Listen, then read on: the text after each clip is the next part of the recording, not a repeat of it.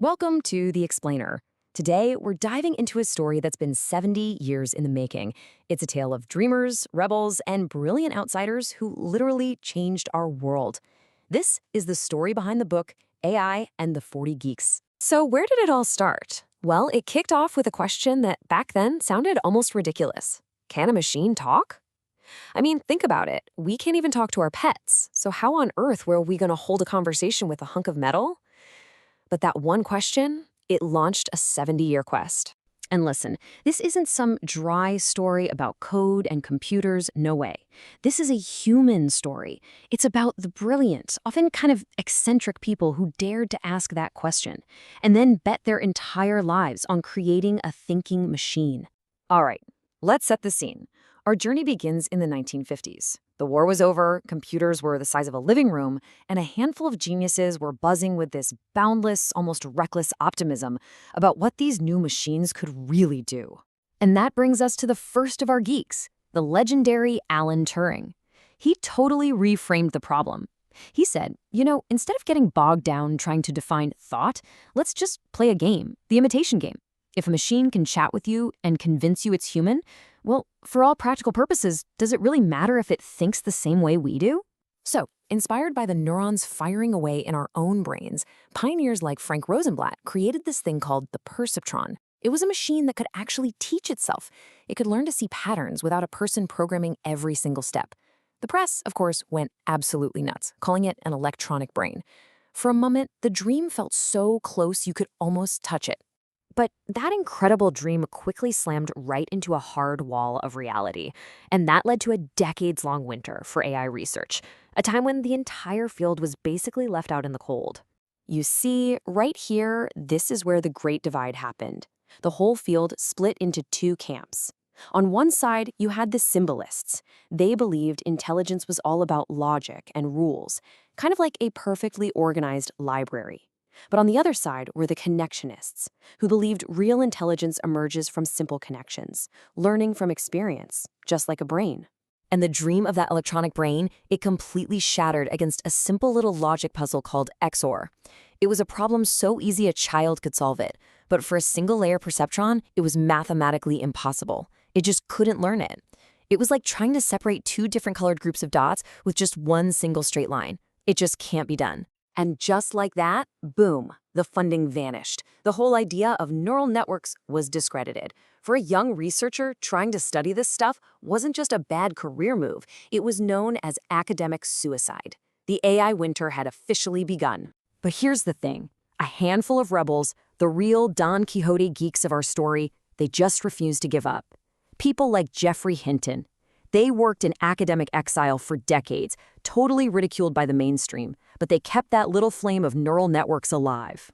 And then, after decades of frost, after all those years in the wilderness, a sudden, shocking breakthrough happened that didn't just thaw the ice, it set the entire world on fire. The stage for this revolution? A competition called ImageNet. Think of it as the Olympics for computer vision. And who walks into this arena?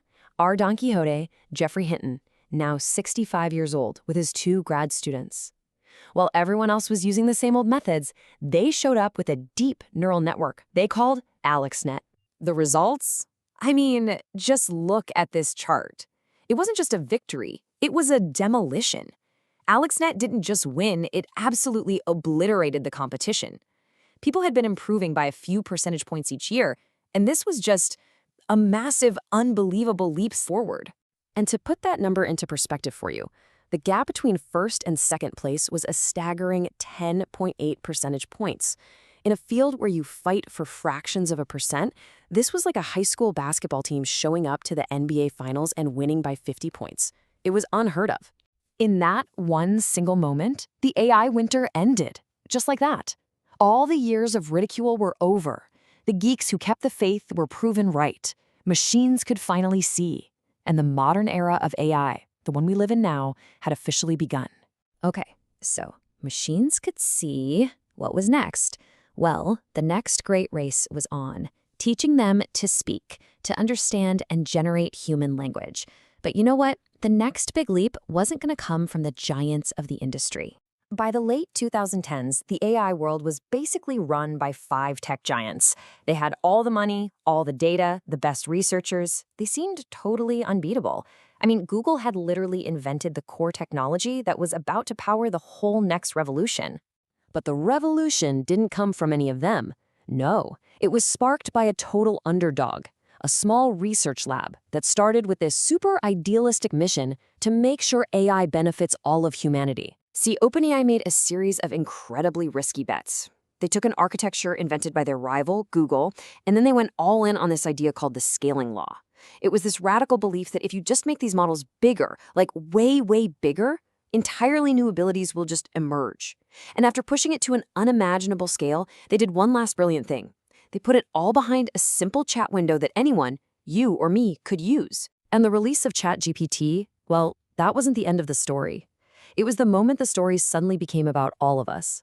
It was the beginning of a brand new chapter, not just for AI, but for all of humanity. What we're seeing now is AI evolving at a crazy speed.